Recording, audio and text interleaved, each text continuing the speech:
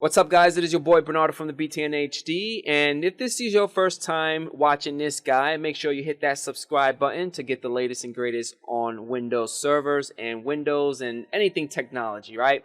So today, guys, I'm going to show you how to add an additional domain controller to your existing primary domain controller. It's always best practice to have at least 2 domain controllers because you never know, one could go down and you need another one as a backup.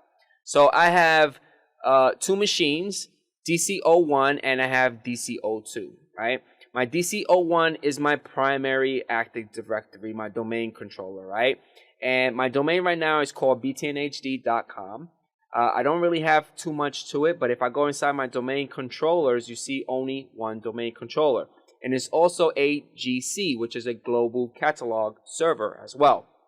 It's also running the DNS. Now, to get started, you have your second machine is already fully patched up. It's up to date.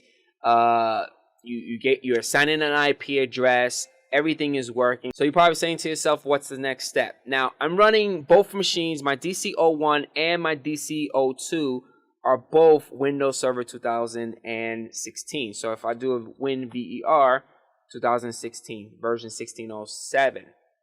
On this machine is the same thing. So if I do WinVER, again, 1607 Windows Server 2016. Now, once you have your secondary domain controller fully patched with an assigned IP address, it is time to install the Active Directory services. So from here, we're going to click on Start, click on Server Manager. We're going to let this guy load up. Once it's fully loaded up, we're going to click on Manage, Add Roles and Features, click on Next. Click Next again, click Next again. Now the one that we want is Active Directory Domain Services. So click on it. You're going to get a nice little dialog box to add additional stuff. So click Add Features. Click on Next. Click Next again. Click Next and hit Install. Okay, guys, so it looks like the Active Directory Services was a success, but we need to do some extra configuration. So let's click on Promote this server to the domain controller. And because we need to add this particular server into the Active Directory, but make it a domain controller. So we have 3 options within the deployment configuration. We have add a new forest. That's not what we want. Add a new domain to an existing forest. No. Add a domain controller to an existing domain. This is what we need. But we also need to provide some credentials. So let's click on Change. And my domain name is btnhd.com, and I'm going to do btnhd.com/administrator. Now make sure you use an account that has full access to your Active Directory, and it is also part of the domain admin group. So let's give it a password. Awesome.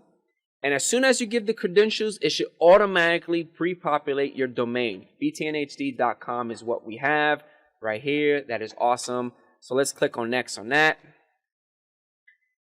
Now, you can make this particular domain controller a read-only domain controller, RODC, but I'm not going to do that.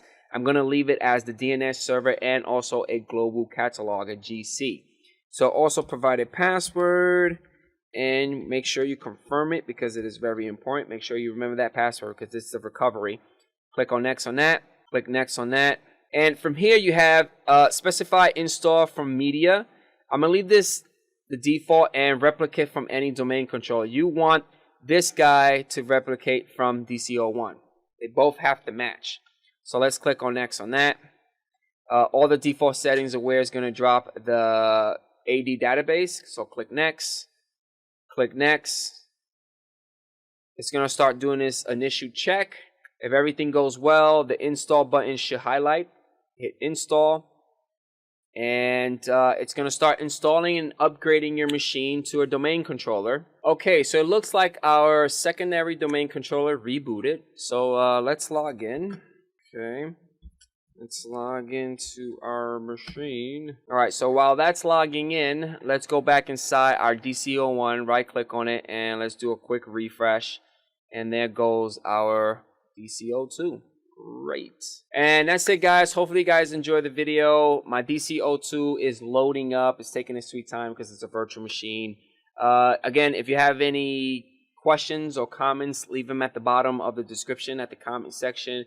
Don't forget about hitting that like button. And I catch you guys on the next one. Peace out.